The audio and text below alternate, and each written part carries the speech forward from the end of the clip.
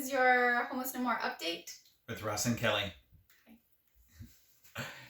So, I want to update you guys on that federal grant option, the rapid housing.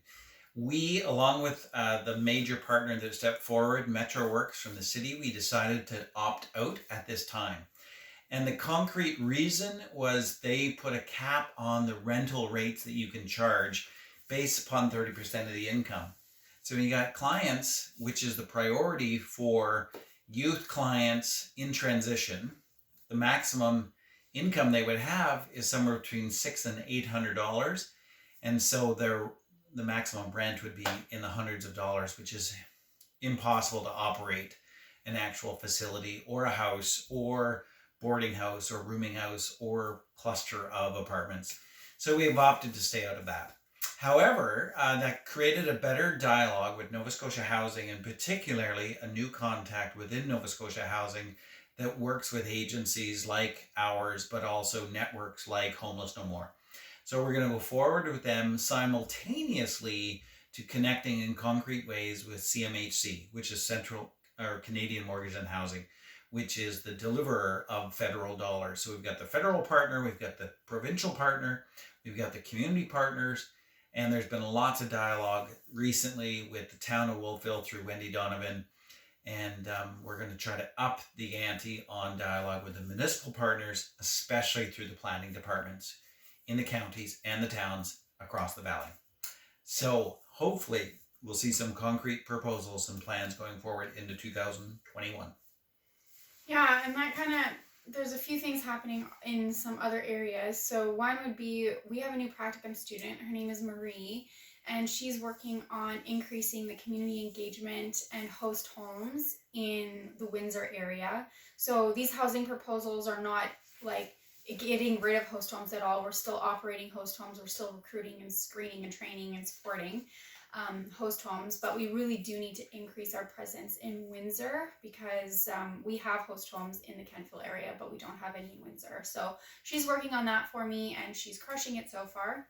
We also have students starting in January who are going to be working on that project to understand the bylaws in all of the towns and all of the municipalities and in the counties, so that we can work with that provincial money that already exists for accessory dwelling units so far. So helping private homeowners increase housing stock for the wider community through these programs. So they're going to work at putting basically packages together on what does the funding look like, what are the bylaws in your specific area, and that will also help us understand what bylaws are really, really old that aren't serving our municipalities well, and where do we need to advocate. So we're pretty excited about that project as well. It's going to be a lot of thorough kind of work. It's a lot of kind of nitpicky work, but thankfully the town of Wolfville, their planner Devin Lake, has agreed to support those students, and we also have a volunteer who has a master's in public policy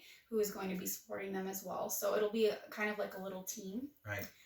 Update on the point in time count, which is agency service delivery driven. They're busy working away at analyzing the data. They have returns that represent around 250 people.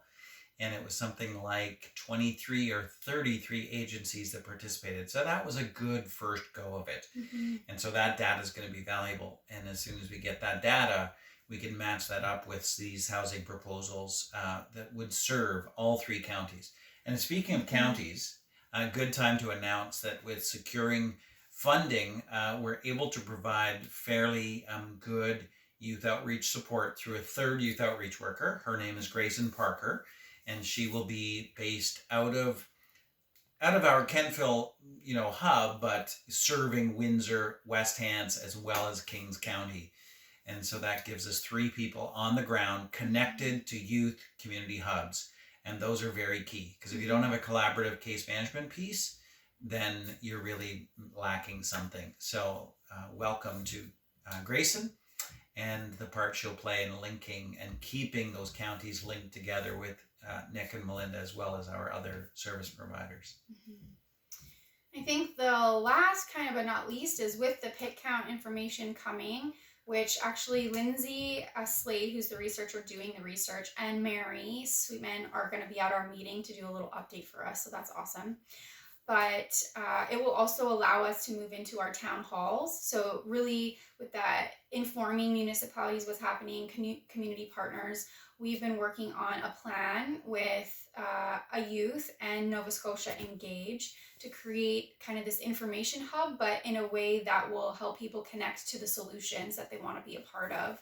So we have that tentatively booked for March 6th. We've decided to do it in a virtual capacity because just as COVID numbers are ramping up, we don't want to put in all this work and then have it get canceled. So we really are going to try and make it very creative, very interactive, and yeah, those meetings are going well. So we're kind of plugging away at that. Awesome. So Yeah. looking forward to seeing you guys at our next meeting. Awesome. Thank you. Bye.